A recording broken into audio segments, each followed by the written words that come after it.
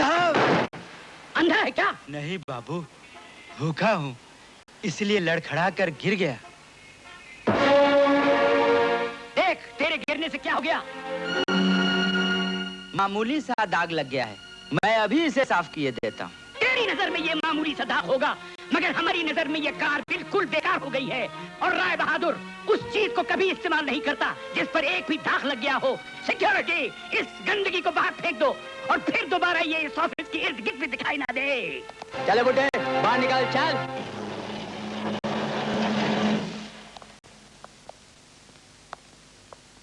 जो मैं कह रहा हूँ उसे गौर से सुनो।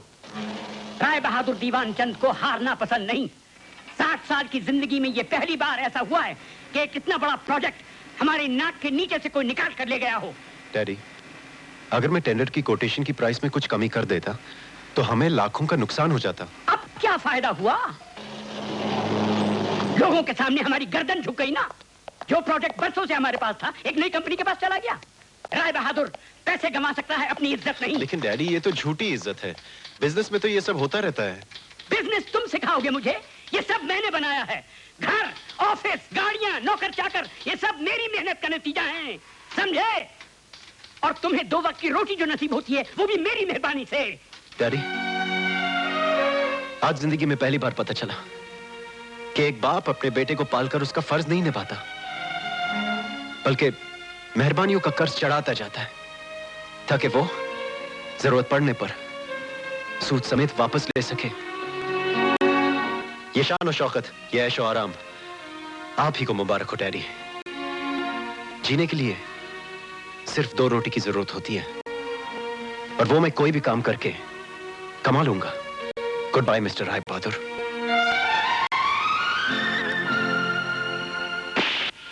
जाने की धमकी देता है? कहां जाएगा तू? तेरे चेहरे पे ये रौनक जो है ना, ये सिर्फ इस राय बहादुर के चिराग से है।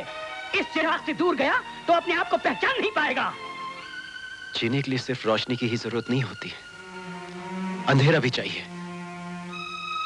मैं अंधेरे के सहारे अपनी जिंदगी गुजार लूंगा। रमेश, जीजा जी, वेरी गुड, वेरी गुड। आप भी बच्चों की छोटी छोटी गलतियों पर नाराज हो जाते हैं। रमेश बेटे, बेटे तुम अपने कैबिन में जाओ, हम अभी आते हैं।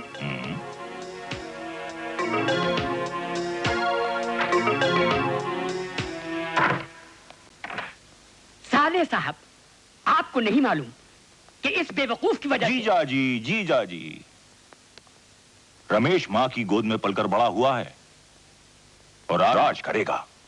राज? साले साहब, लगता है लंदन में रहते रहते आप सठिया गए हैं।